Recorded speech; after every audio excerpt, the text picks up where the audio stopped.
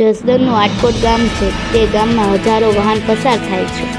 રાજકોટ ભાવનગર મુખ્ય રોડ આટકોટમાંથી પસાર થાય છે ત્યારે ભાવનગર જતા રસ્તા પર ભાદર નદી પર જે પુલ છે તે પુલની દિવાલ છેલ્લા 1 વર્ષથી તૂટી ગઈ છે। રાહતદારીઓનું કહેવું છે કે દિવાલ બનાવવાનું કામ તો ચાલુ કર્યું છે પણ કેમ બંધ થઈ ગયું તે ખબર નથી।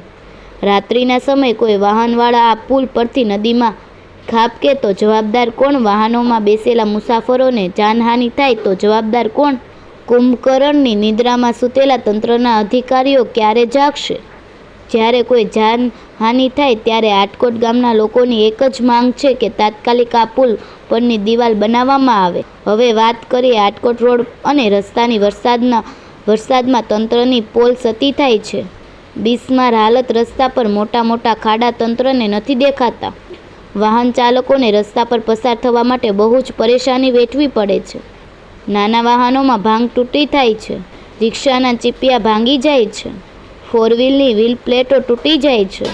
દર વર્ષ વરસાદમાં આવી જ મુસીબતોનો સામનો વાહન ચાલકોને કરવો પડે છે।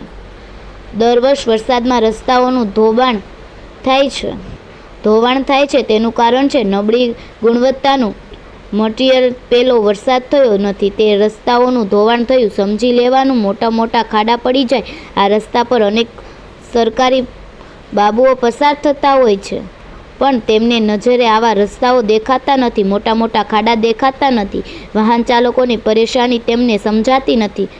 બસ જલ્દી નવા રોડ રસ્તા મંજૂર થાય અને ક્યારેક તેના ખીચા ગરમ થાય। ભ્રષ્ટાચારી અધિકારી અને કોન્ટ્રાક્ટરની મિલીભગતને લઈને નબળી કામગીરી કરવામાં આવે છે।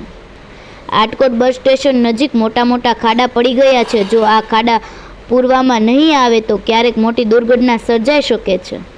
શું આપનું નામ? મારું નામ લાલાભાઈ ભરવાડ। શું તમારી ફરિયાદ છે? અમારી ફરિયાદ એ છે કે આ રાજકોટ ને ભાવનગર ને જોડતો હાઈવે છે અને આ પુલ 1 વર્ષથી જર્જરિત હાલતમાં છે અને હજારો વાહન અહીંયા અવર જવર કરી રહ્યા છે અને આ પુલ તમે જોઈ શકો છો હાવ જર્જરિત હાલતમાં છે।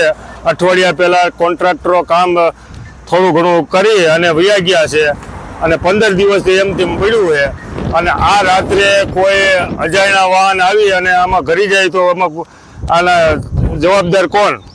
એટલે અમે તંત્રને એવી વિનંતી કરવી છે કે જલ્દી આ કામ શરૂઆત કરે અને કામ જલ્દી પૂરું કરે, નકર આમાં કઈક જાનહાનિ થાય કે એમ છે। હા, ભાદર નદી મોટી ગુજરાત સૌરાષ્ટ્રની મોટી નદી ભાદર નદીનો પુલ છે અને આ પુલની અંદર હાવ જર્જરી હાલતમાં છેલ્લા 1 વર્ષથી જર્જરિત હાલતમાં આ પુલ છે। કોઈ તંત્ર આની કામગીરી કરતું નથી। આ દિવાલ લગભગ 1 વર્ષથી પડી ગયેલી છે।